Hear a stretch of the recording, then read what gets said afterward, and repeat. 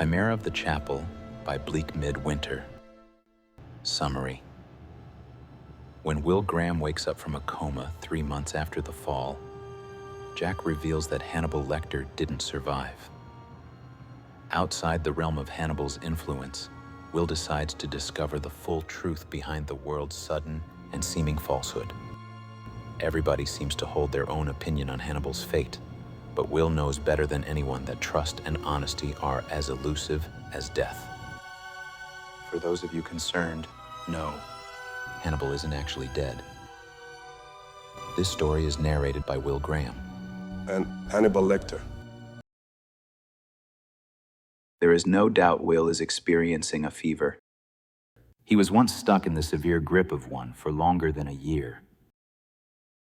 He recognizes the signs like a child does the alphabet. Night sweats, cold sweats, any time of the day sweats. Nausea pooling in his belly, worse than the symptoms of bad seafood. Stifling heat which clouds his mind, his senses, and loosens his tongue to a dangerous extent.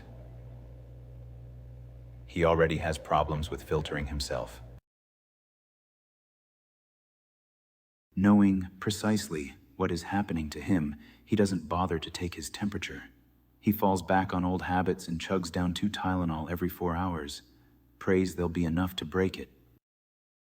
There are places he must drive over the weekend, let alone an urgent collaboration between he and his old foe, Lowndes. He won't put it off because he's feeling under the weather. He used to teach, attend therapy, and care for 7 dogs under the helm of a harsh fever, so he's more than positive he can handle it. The dreams, though, those are the kicker.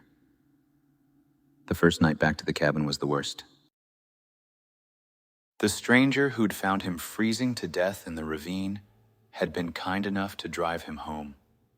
They hadn't spoken, but the man's elderly basset hound, Maple, sat atop Will's lap on the ride over, drooling all over borrowed pants and a microwavable heating pad. Will offered the man drinks, money, but he'd simply shaken his hand and disappeared into the night, dog trotting at his heels, and soon was simply a car rolling noisily over dead leaves until Will could no longer make out the difference between it and the large boulders scattered along the forest's threshold. After, Will had crawled upstairs and burrowed under his and Molly's flimsy quilt. With Winston whining and curling around his chilled body, he'd naively hoped to feel better by morning. Instead, he dreamed of antlers.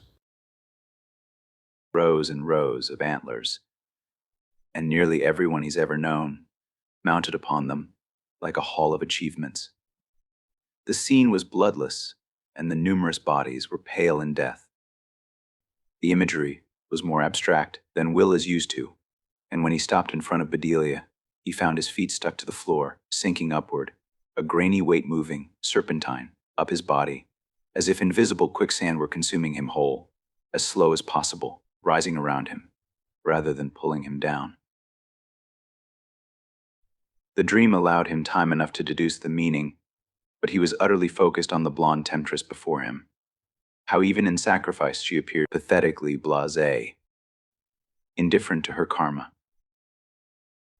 Bedelia had twitched and stared up at him from under her golden waves. There was a row of 6 puncture wounds decorating her chest, where the horns protruded. He remembers as soon as he began to struggle against the constriction, her skin turned black as the Wendigo's, and her eyes bottomless and white. He'd woken up then. He washed his face several times in cool water, and went about his day, despite feeling drained and dreary with sickness. All he could hope was for the nightmare to be a fluke. Instead, he dreams of Bedelia every night. It's irksome, to say the least. If he had jurisdiction over his subconscious, he wouldn't be dreaming of Bedelia at all, let alone these suffocating night terrors. He's lucky to have practice with visions of this nature, he supposes, if he were to look on the bright side.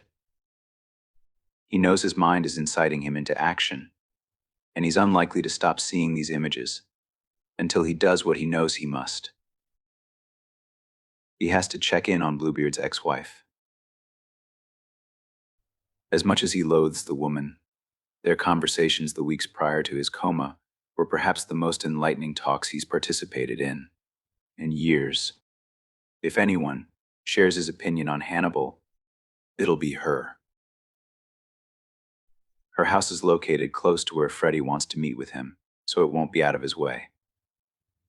A quick haunt of her not-so-humble abode, and he'll be on his way. As he packs for his trip, his upper lip twitches at the mere thought of her. To have someone know Hannibal, like he knows him, even deeper on some levels. To have been behind the veil, and to refuse to elaborate on what such a life entailed. She held those true memoirs close to her breast, as if gatekeeping them. He's read her book, none of it realer than her dye job. It frustrated him to no end.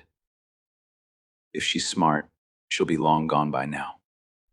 Part of him wants to walk in on her sitting in her reclusive living room, swirling a glass of expensive wine over her beige rug. But part of him really wants her to be that stupid. Because if she is, that'll mean Will is the sole individual in the world to understand Hannibal and the elements of his infrastructure. Perhaps the one man alive who knows Hannibal is alive too. Zipping up his travel bag, he lugs it down to the truck to pack it underneath the passenger's seat. He's not leaving quite yet. Not without tying up a few loose ends. He's decided he can't take Winston.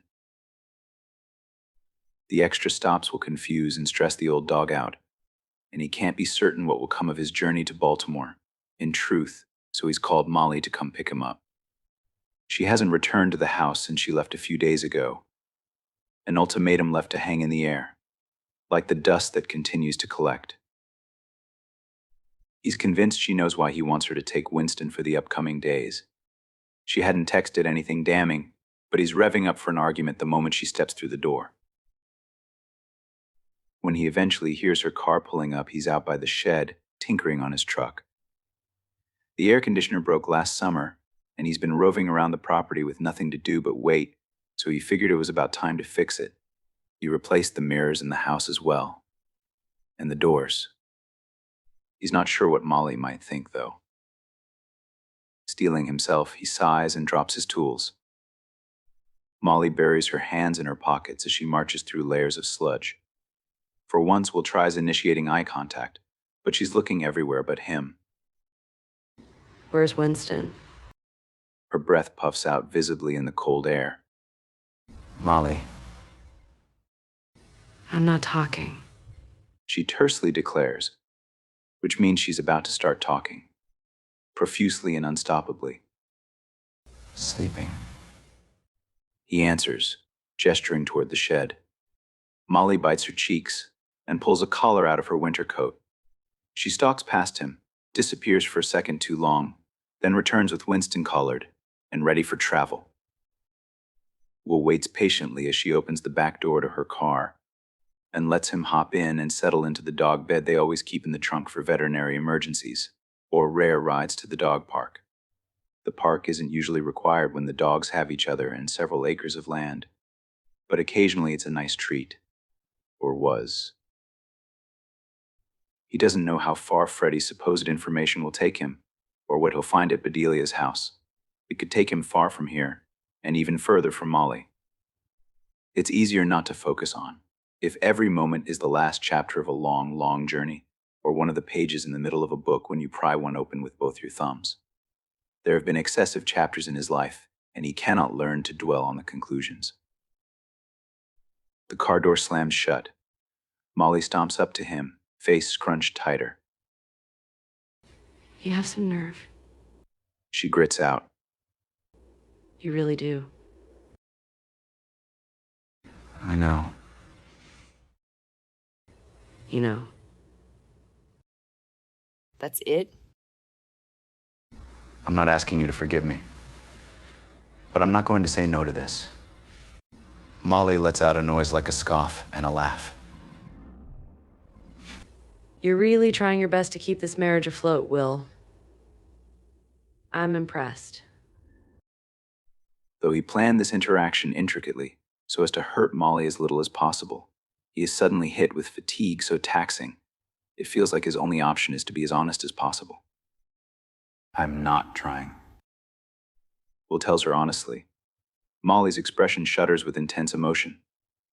The bafflement on her face is animated enough to elaborate without waiting for a response. I had a moment of clarity a few days ago. I know what world I'm meant to be in, and it's not here. Not like this.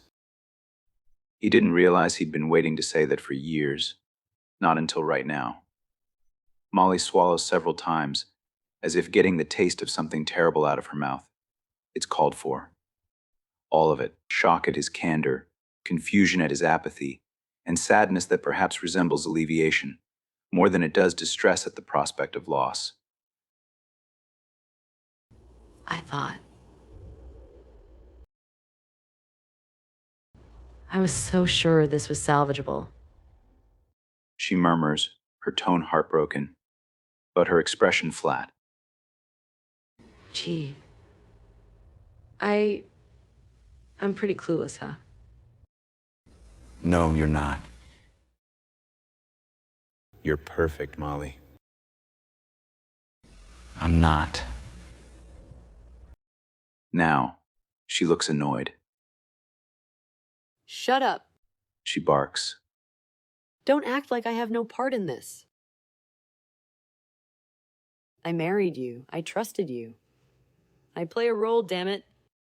I told you when I got back I'd be different. And I promised you I wouldn't be. Molly muses, smiling through a frown. I run that promise through my head every day, you know. I don't allow myself to forget. The frown champions for an instant, and she shuffles on her feet before adding. I was breaking that promise before you even woke up. Me too. He whispers. But I haven't changed, Molly. I'm just standing in the natural light. You can see me better than you ever have before, and it's not what you want. I'm not what you want.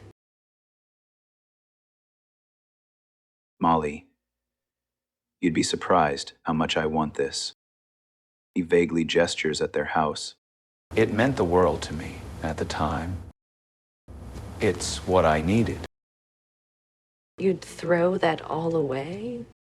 Molly questions, though not bargaining in any sense. She's as curious as Will is, as to why he bothered playing house in the first place if he knew he couldn't act the part indefinitely. He doesn't know the answer himself. He thought he did, but seeing Hannibal in a cage confused him more than ever. I need something else. I've needed it for a long time. I won't ask. She assures, chuckling humorlessly. You're a secretive shit. Always have been. I wish you could have at least respected me enough to talk to me about your past, who you truly dealt with out on the field. You weren't just a normal cop or an agent or whatever. You could have... You're sleeping with Kenneth. It barrels out of Will's mouth before he has time to process it. The revelation was so quick, so pertinent, he couldn't help it. It slipped out. Randomly, all the hints came together and showed him the bigger picture. Not so great timing, Will chastises himself. He's more surprised than he is angry, but Molly hears an accusation.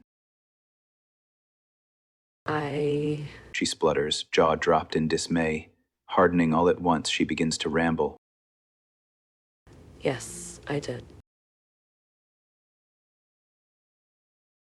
Fuck, Will? What do you want me to say, huh? I know 3 months wasn't long enough, don't you think I know that? Believe for me, I went and did it anyway.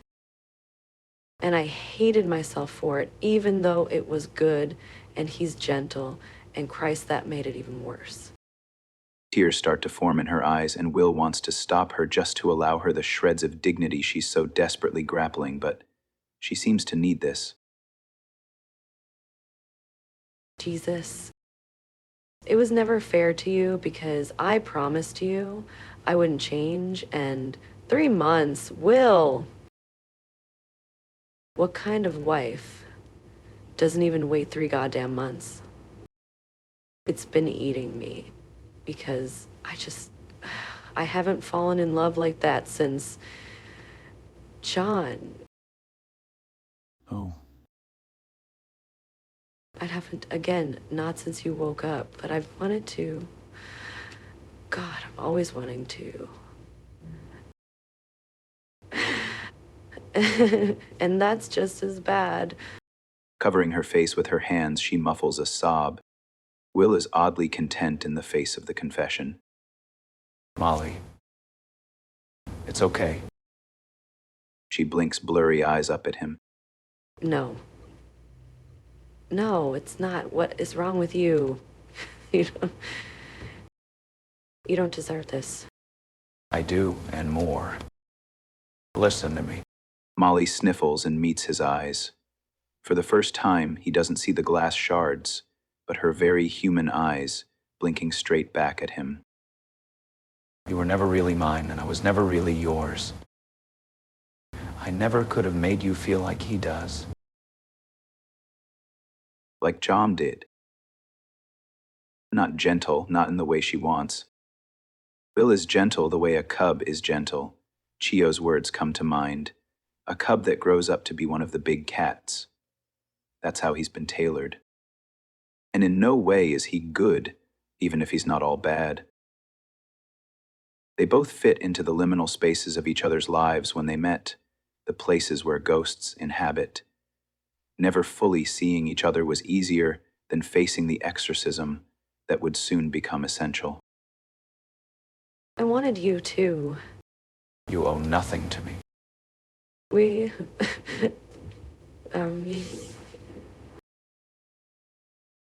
I think we are. Yeah. He doesn't regret marrying Molly, but he regrets the impending paperwork. Usually my husbands have to die to get out of a marriage with me. She jokes dryly, wiping her tears with the back of a hand.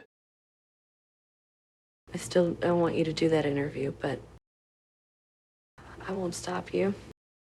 Take whatever percentage Freddie offers me for Wally's tuition. Well, no, I can't do that. Take it as my apology. He insists. Hand me off like a hooker. I see you, Graham. Will laughs and strokes his fingers through her yellow hair one last time before bestowing a parting kiss on her forehead. Almost inaudible, she says to him, You're a sweet man, Will. in another life, he could have been.